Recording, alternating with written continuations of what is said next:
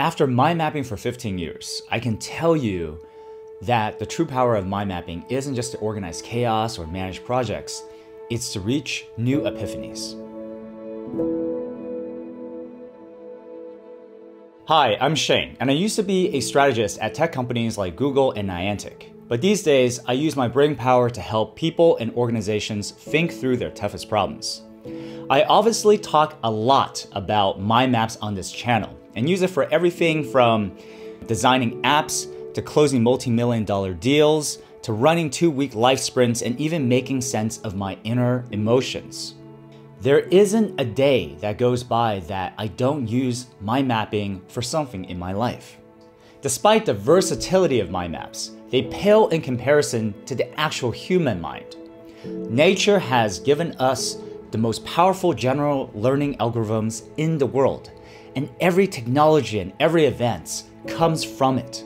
Our computers may be fast and handle vast amounts of data, but they can't hold a candle to us when it comes to our natural associative thinking abilities. Mind mapping trains our cognitive powers of associative or connective thinking, observation, inquisitiveness, and second-order thinking.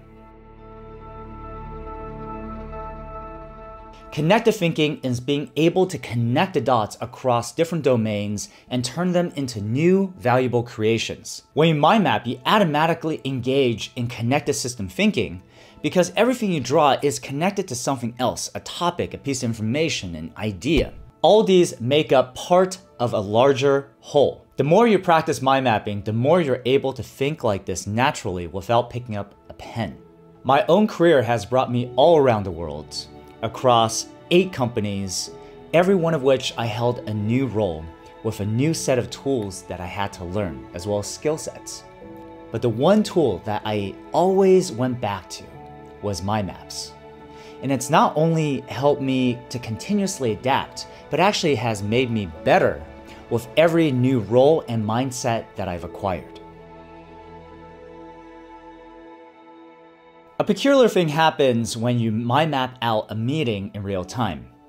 You suddenly become much more engaged and interested in the details because you're able to capture and isolate the ones that catch your attention in the individual nodes and dig deeper into them if you want to. The same thing happens when you're mapping out a book, a business plan, your own thoughts, but at the same time, you never lose track of the bigger picture because it's always in front of you. This is exactly how I learn so quickly in every new field that I enter. These days in my coaching work, I have to understand my clients' problems and businesses better than they do within 1 to 3 hours. I mind map every single meeting because it helps me identify the critical areas to drill into. At the same time, I am literally drawing the big picture for us so that we can see patterns and arrive at new epiphanies. Most people accept what they hear or read without really asking, then what happens? What's the reason behind this? How is it connected to something else that I know? This is second-order thinking, and it's what legendary investor Howard Marks considers to be one of the most important attributes of successful people. First-level thinking is simplistic and superficial, and just about everyone can do it. Second-level thinking is deep, complex, and convoluted. Every expansion of a mind map node is second-level thinking. Every annotation and every connecting arrow that you make is second-level thinking. This is the meta layer of every single mind map that you make. And it's how you develop this deeper, more complex type of thought. For example, when I'm strategizing a business deal, I'm not just researching facts and figures. That's first-level thinking. I map out their drivers, where they sit in their broader ecosystem, their key stakeholders and interests, in order to understand their identity, what they fear, what they desire, in order to incorporate these into my negotiations. Similarly, when I'm mapping out my inner workings, I don't just stop at surface level 1 feelings. I narrow them down into specific level 3 emotions and then drill down into underlying causes.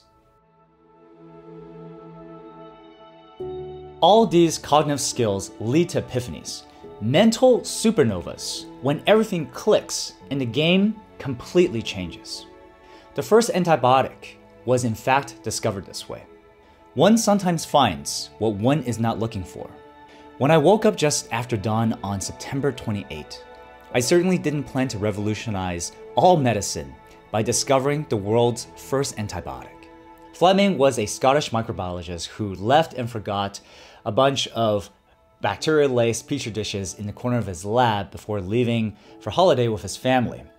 When he returned, he noticed that one dish was contaminated with a fungus. The peculiar thing was that there wasn't any bacteria growing around it. They were literally destroyed.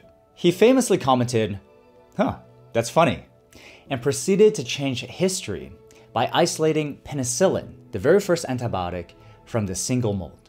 A less observant person without sharp connective thinking abilities would have completely missed the significance of this critical moment. Steve Jobs expressed the same sentiment nearly a century later, that creativity is just connecting things. When you ask creative people how they did something, they feel a little guilty because they didn't really do it. They just saw something. That's because they were able to connect experiences they've had and synthesize new things. And the reason they were able to do that was that they've had more experiences, or they have thought more about their experiences than other people. Well, mind maps definitely make you think a lot more about your experiences and help you prioritize what you experience by defining your intentionality and structuring your approach. We often associate the word genius with someone like Albert Einstein, raw intellectual horsepower. But in Walter Isaacson's biography of Leonardo da Vinci, he portrayed a very different kind of genius, one who was inquisitive and incorporated every aspect of his colorful self. A painter, engineer, scientist, sculptor, architect, and theater prop maker, amongst many other things. In this sense, a genius is made, not born. A genius is a connected thinker. The truth is, we are all colorful, multifaceted human beings with many interests and strengths and roles. Aside from a day job, you may well be a parent, a tennis player, artist, caretaker, chef, sailor, writer, best friend.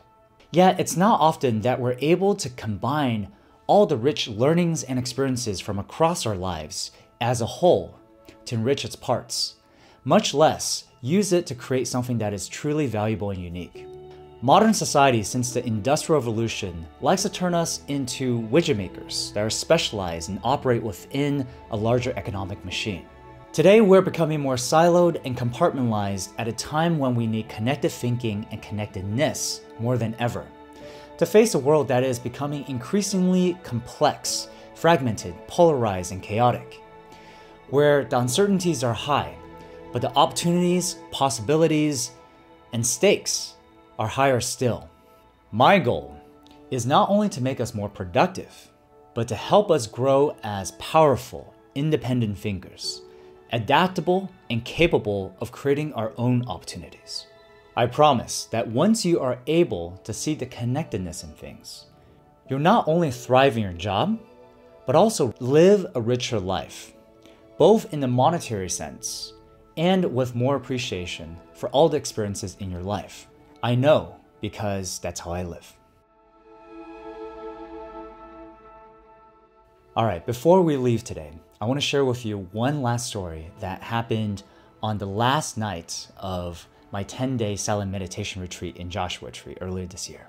As I stood alone watching the sun set over the vast desert landscape, I saw the minute shifting of shadows and light across the ground, something that I never noticed before in previous countless sunsets I've watched. And suddenly occurred to me that the same powers of observation that I had honed in my professional life allow me to perceive and appreciate this subtle, beautiful transition in nature. In that one moment, the many sides of me, the professional, the natural, the meditative, the introverted, the artistic, all collided in one to produce a completely new experience. That was when everything clicked, and the urgency for building a home for connected thinkers grew. I hope that you will have many such moments too. Thank you as always for watching, and I look forward to meeting you at MindMap Nation. Let's do this. This is something that I've been wanting to talk about for a really long time now. Actually, since January, at the end of my Vipassana meditation retreat, where a lot of dots connected, right? Because I was basically stationary and not talking to anybody and just meditating for 12 hours a day for 10 days straight, which meant that a lot of dots connected. And one of the biggest epiphanies that happened is what I'm about to go into.